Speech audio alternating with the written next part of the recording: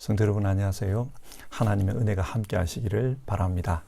오늘도 우리에게 주어진 성경 말씀을 통해 하나님의 뜻을 살펴보겠습니다. 그리고 하나님의 뜻을 따라서 우리의 삶을 살아서 하나님께 영광이 되는 우리 모두가 되기를 바랍니다.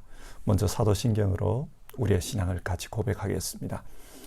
나는 전능하신 아버지 하나님 천지의 창조주를 믿습니다.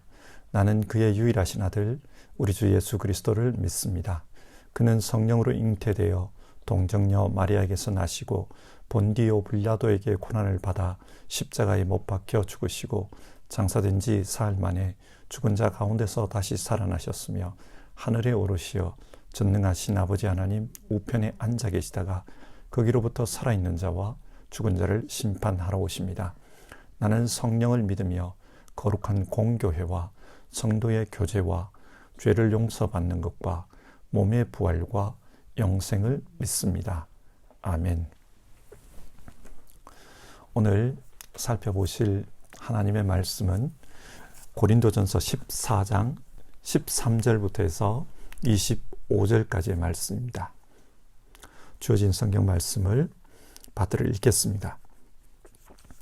그러므로 방언으로 말하는 사람은 그것을 통역할 수 있기를 기도하십시오.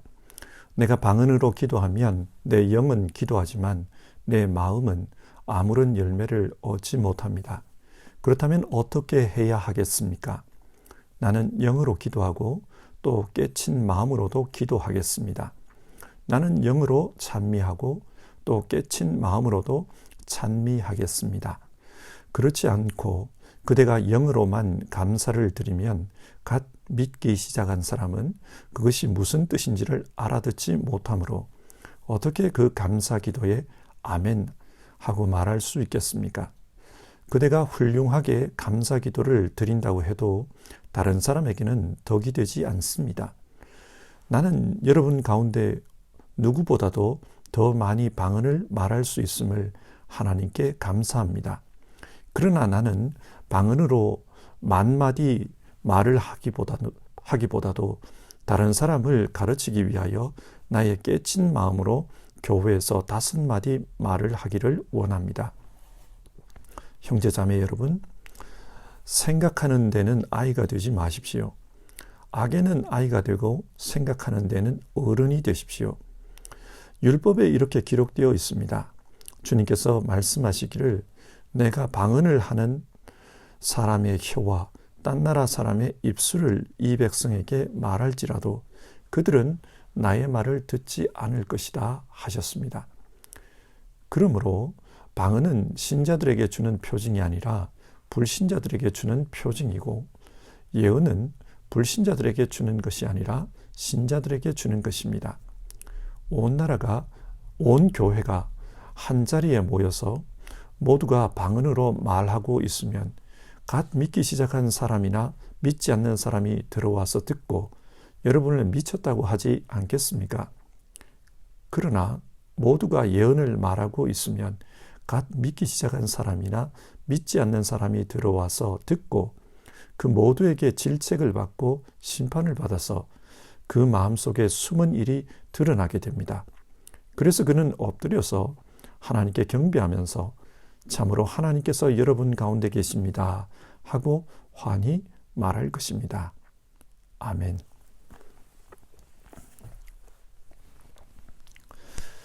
고린도 교회는 무질서한 예배 때문에 어려움을 겪고 있었습니다. 성도들이 예배 시간에 하나님으로부터 받은 은사를 무질서하게 사용했기 때문입니다. 특별히 문제가 되었던 것은 방언의 은사였습니다. 예를 들어 예배 시간에 다른 사람들은 전혀 알아듣지도 못하는 방언으로 몇몇 사람이 통성기도를 했다고 가정해 봅시다. 여러분, 우리 안에 이런 일이 일어났다면 성도들이 어떤 반응을 보일 것 같습니까? 사람들은 다양합니다. 어떤 분들은 소리내어 열정적으로 기도하는 것을 좋아하고 어떤 분들은 마치 대표 기도하듯이 논리적으로 또박또박 기도하는 것을 좋아합니다. 또 어떤 분들은 마음속으로 조용히 묵상하며 기도하는 것을 좋아합니다. 이렇게 다양한 분들이 모인 곳에서 몇몇 분들이 방언으로 통성기도하면 어떤 분들은 싫어할 것입니다. 예배에 방해가 된다고 할 것입니다. 고린도 교회도 마찬가지였습니다. 이런 문제로 성도들 간에 다툼이 있었던 것입니다. 그래서 바울 사도는 고린도전서 14장에서 방언과 예언에 대해 이야기합니다. 그리고 이 문제를 해결하기 위해 사랑의 원칙을 제시합니다. 어떻게 행동하는 것이 하나님 사랑, 이웃 사랑을 실천하는 길인지 그것을 생각해 보라고 합니다. 자, 그러면 이런 배경 지식을 가지고 오늘 읽은 성경 말씀을 같이 살펴보겠습니다. 13절입니다. 그러므로 방언으로 말하는 사람은 그것을 통역할 수 있기를 기도하십시오. 여기서 말하는 방언은 사람들이 알아들을 수 없는 방언의 은사를 가리킵니다. 고린도 교인들은 여러 은사 중에서도 방언의 은사를 가장 좋아했던 것 같습니다. 황홀경 속에서 성령이 주시는 은혜로 하나님을 향해 기도하는 그런 방언의 은사가 가장 신령하게 보였기 때문입니다. 그런데 문제는 그 은사가 자기 자신에게는 유익할지 모르지만 다른 사람에게는 어떤 유익도 주지 못한다는 사실입니다. 14절을 보십시오. 내가 방언으로 기도하면 내 영은 기도하지만 내 마음은 아무런 열매를 얻지 못합니다. 무슨 말입니까? 방언 기도는 영으로 기도하는 것은 맞지만 자기 자신도 무엇에 대해 기도하는지 정확히 알지 못한다는 것입니다. 실제로 방언 기도를 해보면 기도하면서 시간 가는 것을 잊어버릴 때가 있습니다. 영적으로 하나님과 깊이 사귀는 것입니다. 그래서 오래 기도해도 기도가 힘들지 않습니다. 방언 기도는 유익함이 있습니다. 그러나 자신도 어떤 내용을 기도하는지 그 기도 내용을 구체적으로 알지 못합니다. 자신도 알지 못하는 그런 내용의 기도를 남들 앞에서 큰 소리로 하면은 다른 사람은 어떻게 느낄까요? 아마 방해받고 있다, 그렇게 생각할 가능성이 큽니다. 그래서 15절, 깨친 마음으로 기도하라, 그렇게 권면합니다. 소리내서 기도할 때 나도 이해할 수 있고 다른 사람도 이해할 수 있는 그런 기도를 하라는 것입니다. 그러기 위해서는 13절, 방언 통역의 은사가 없는 분들은 통역의 은사를 위해 기도하라고 합니다.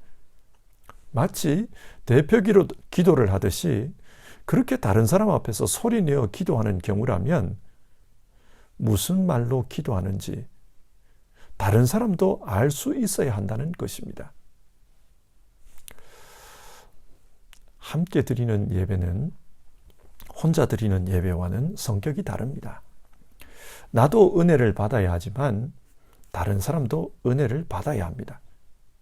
내 은혜 때문에 다른 사람을 방해해서는 안 됩니다. 이런 관점에서 바울은 예배 중에 성령의 은사를 어떻게 사용해야 하겠는가, 그것에 대해 묻고 있는 겁니다.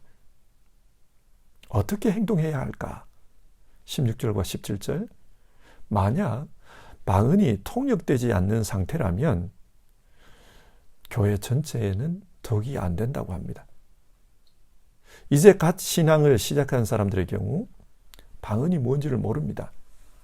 아마 처음으로 방언하는 것을 보면 적잖은 충격을 받을 겁니다.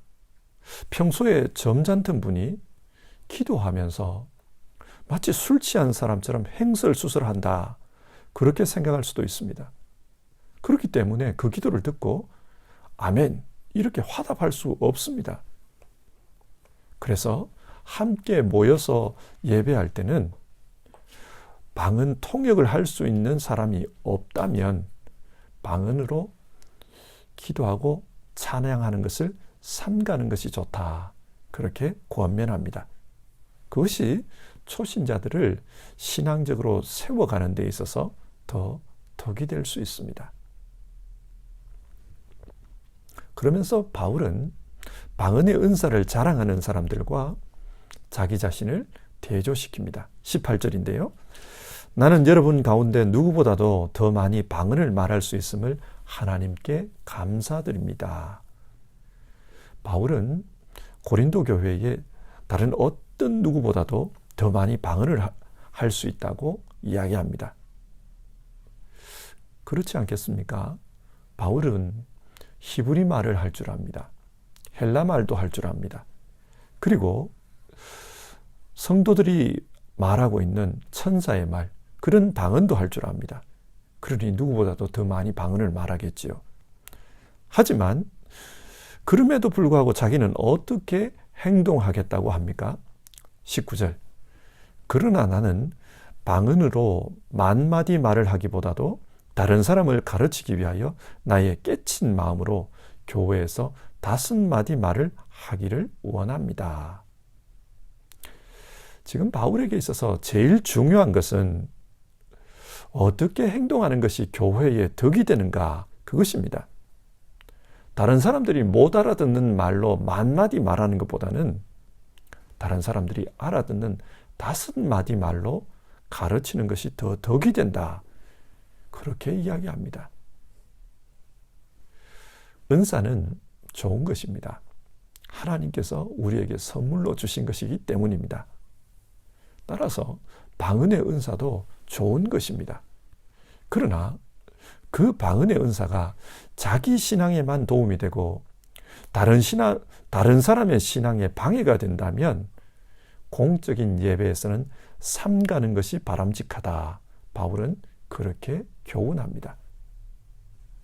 공적인 예배는 모든 사람이 함께 은혜를 누릴 수 있어야 하기 때문입니다. 이어서 바울은 방언이 불신자들 혹은 초신자들에게 어떻게 비칠지 그 문제에 대해서 이야기합니다. 그리고 이 이야기를 시작하면서 20절, 생각하는 데 있어서는 어른이 되어라, 그렇게 말합니다. 이 말을 하는 이유는 지성적인 신앙의 중요성을 강조하기 위해서입니다. 일반적으로 보면 신령한 것을 좋아하시는 분들은 지적인 것, 이성적인 것, 이런 것을 좀 덜 신앙적인 것으로 이해하는 경향이 있습니다. 그래서 너무 신앙하면서 이성적으로 따지면 이거 좀 문제다, 그렇게 생각합니다. 이런 반응이 한편으로는 이해가 됩니다. 그러나 여러분, 인간에게 주어진 이성도 하나님께서 주신 선물입니다. 이성을 배격해서는 안 됩니다. 이성을 배격해서 신앙하다 보면은 그 신앙이 마치 미신이나 맹신이 될 수도 있습니다. 신앙에서 이성을 초월하는 영역이 있습니다. 예를 들어 출애굽 때에 홍해가 갈라진 것을 어떻게 이성적으로 설명하겠습니까? 엘리야가 기도하니까 하늘에서 불이 내려와 재물을 살랐다. 이것을 어떻게 이성적으로 설명할 수 있겠습니까? 내가 이해할 수 없다고, 또 설명할 수 없다고 성경에 기록된 하나님의 말씀이 거짓이다, 그렇게 말하는 것은 옳지 않습니다. 신앙의 영역에서는 분명히 우리의 이성을 초월하는 그런 부분이 있습니다. 그러나 그렇다고 해서 초월적인 것만 하나님의 역사인 것처럼 생각하는 것은 잘못된 것입니다. 신앙에는 초월적인 부분도 있지만 더 많은 부분은 우리가 이성적으로 이해할 수도 있고 설명할 수도 있는 그런 것입니다. 예를 들어 예수님이 가르치신 산상수훈을 한번 생각해 보십시오. 초월적인 내용이 아닙니다. 지극히 현실적인 내용입니다. 그리고 바울이 쓴 이 서신들을 보십시오. 바울 서신을 보면 신비적인 이야기가 아니라 대부분이 우리가 이성적으로 이해할 수 있는 현실적인 이야기들입니다. 신앙은 이성적인 것을 배제해서는 안 됩니다. 그래서 바울은 생각하는 데 있어서는 어린아이가 되지 말고 어른이 되라고 합니다. 지성적인 신앙이 되어야 한다, 그 말입니다. 그런데 여기서 바울은 왜 갑자기 이런 말을 합니까?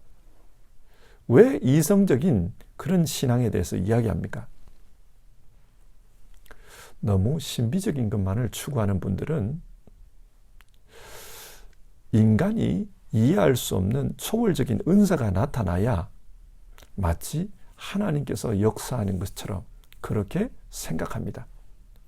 고린도 교회가 방언의 은사를 특별하게 생각했던 이유도 바로 이런 맥락과 같이 합니다. 그런데 하나님께서 어떻게 말씀하십니까? 바울은 이사야서 28장의 말씀을 인용하는데요. 하나님께서 이스라엘 백성에게 방언을 말하는 이방 민족을 통해 이야기했다는 겁니다. 그러나 이스라엘 백성은 그 하나님의 말씀을 깨닫지 못했습니다. 신비한 은사를 통해 이야기를 해도 믿음이 없으면 그 말씀을 받아들이지 않습니다. 신비한 은사가 중요한 것이 아니라는 말입니다. 여러분, 이것이 무엇을 말합니까? 22절에 결론적으로 이렇게 이야기해요. 그러므로 방언은 신자들에게 주는 표징이 아니라 불신자들에게 주는 표징이고 예언은 불신자들에게 주는 것이 아니라 신자들에게 주는 것입니다.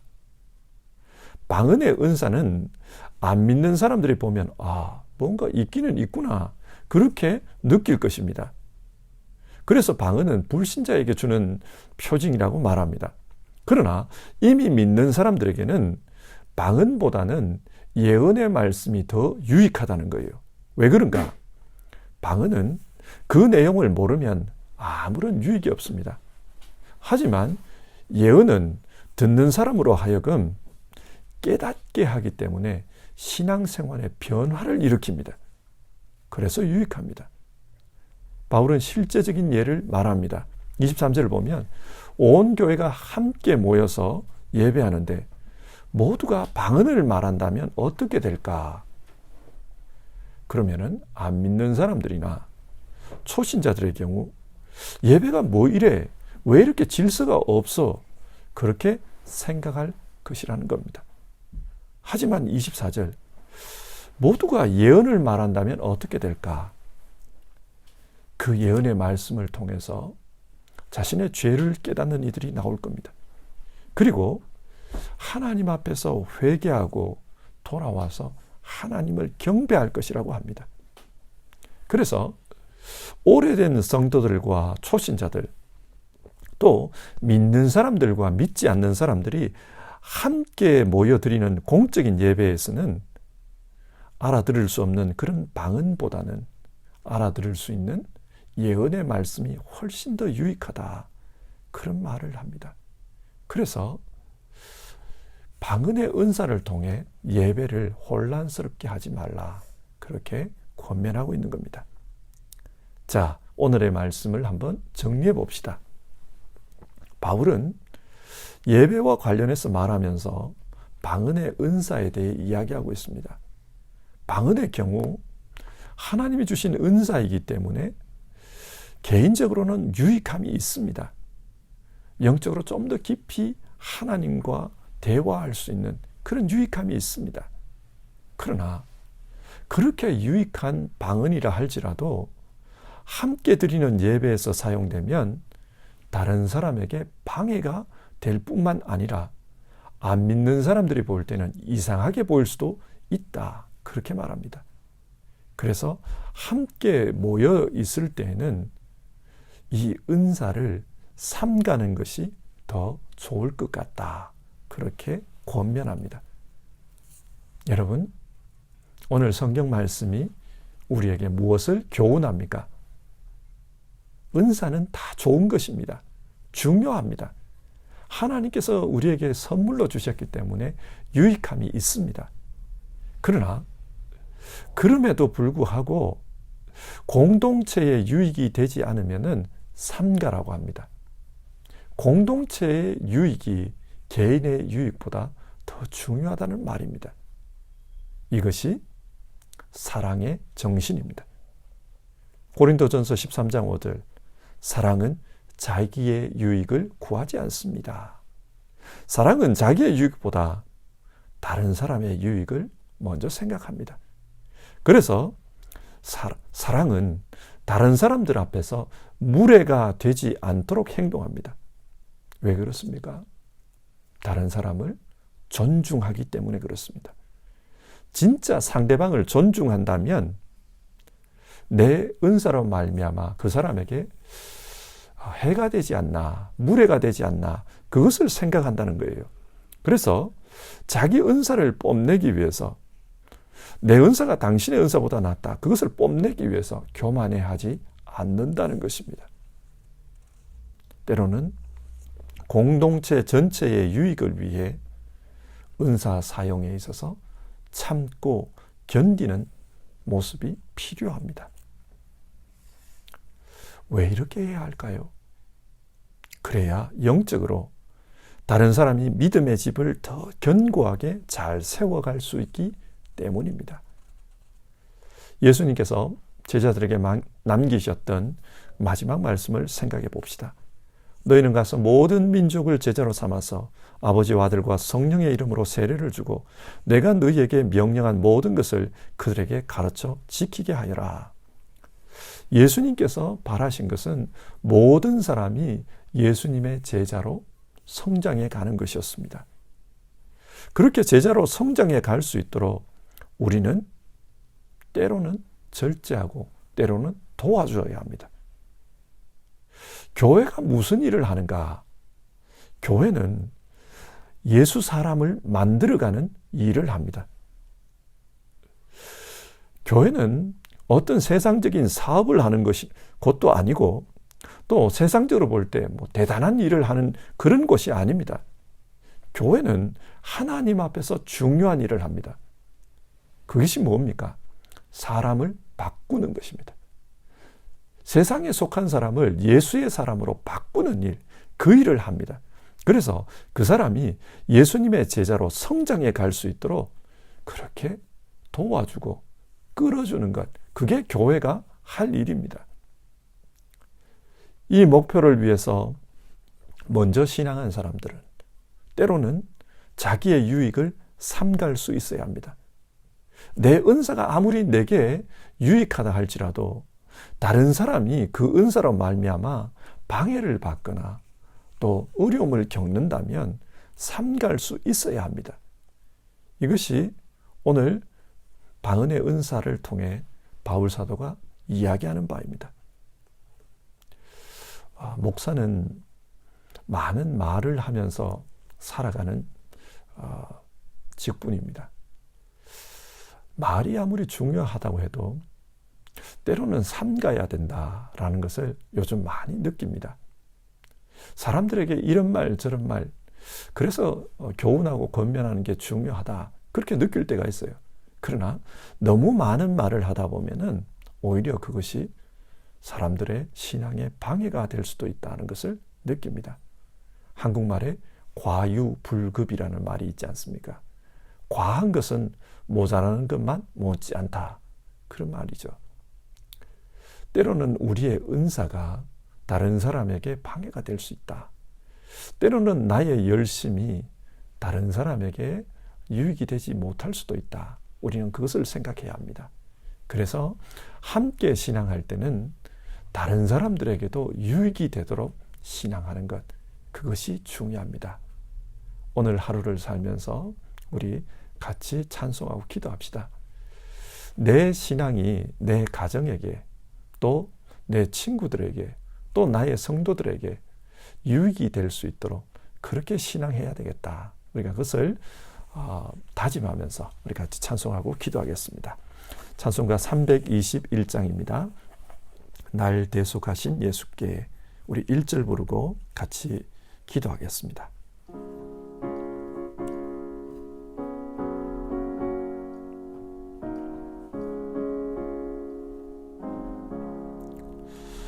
날 대속하신 예수께 내 생명 모두 드리니 늘 진실하게 하소서 내 구주 예수여. 나 구주 위에 살리라 내 기쁨 한량 없으리 내 갈 길 인도하소서 내 구주 예수여. 같이 기도합시다. 오늘 성경 말씀은 공동체 전체에 유익이 되도록 그렇게 신앙하라고 권면합니다. 내 은사가 내게 유익이 되더라도 공동체 전체에 유익이 안 된다면 삼가는 것이 낫다. 그렇게 말했습니다. 왜 그런가? 그래야 우리 주 예수님께 영광이 되기 때문입니다. 교회는 예수님의 제자를 키우는 곳입니다. 우리가 제자되고 우리가 신앙적으로 커가야 되지만 또 다른 사람을 키우는 곳입니다. 그래서 우리가 부른 찬송가처럼 우리 모두는 예수님 따르기 위해서 자기 전부를 예수님 앞에 내놓은 사람들이니까 주님, 내 주님을 위해서 때로는 나의 유익을 삼가겠습니다. 내 신앙이, 내 은사가 주님께 영광이 되도록 그렇게 살겠습니다. 우리 같이 다짐하면서 기도해 봅시다.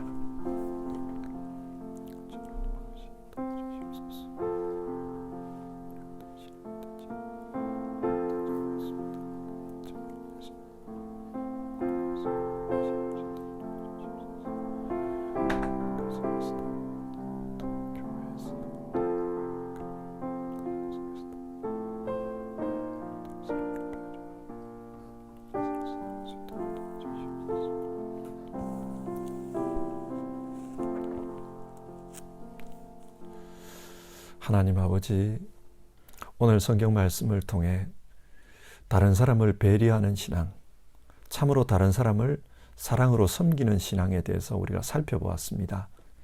내 은사가 내게 유익하다 할지라도 다른 사람에게 그것이 방해가 된다면 삼가는 것이 더 좋다. 그렇게 권면하는 말씀을 들었습니다. 하나님, 우리가 가정에서 또 교회에서 또 우리 친구들 사이에서 사회에서 내가 신앙인으로서 살아갈 때 신앙의 목적을 분명히 알게 하여 주시옵소서. 내 신앙을 통해 예수님께 영광을 돌리는 것이 중요하다. 내 신앙을 통해 예수님의 제자 삼는 일을 하는 것이 중요하다.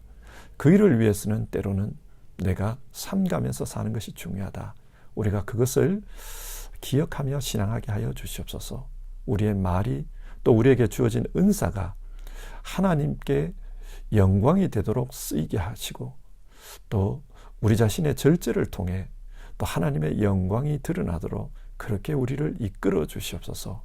오늘 하루도 온전히 우리 예수님을 기쁘게 하는 그런 신앙할 수 있도록 우리를 도와주시옵소서. 이 모든 말씀 우리 주님 예수님의 이름으로 기도드립니다. 아멘. 주기도문으로 오늘 아침 예배를 마치겠습니다. 하늘에 계신 우리 아버지, 아버지의 이름을 거룩하게 하시며 아버지의 나라가 오게 하시며 아버지의 뜻이 하늘에서와 같이 땅에서도 이루어지게 하소서. 오늘 우리에게 일용할 양식을 주시고 우리가 우리에게 잘못한 사람을 용서하여 준 것 같이 우리 죄를 용서하여 주시고 우리를 시험에 빠지지 않게 하시고 악에서 구하소서. 나라와 권능과 영광이 영원히 아버지의 것입니다. 아멘.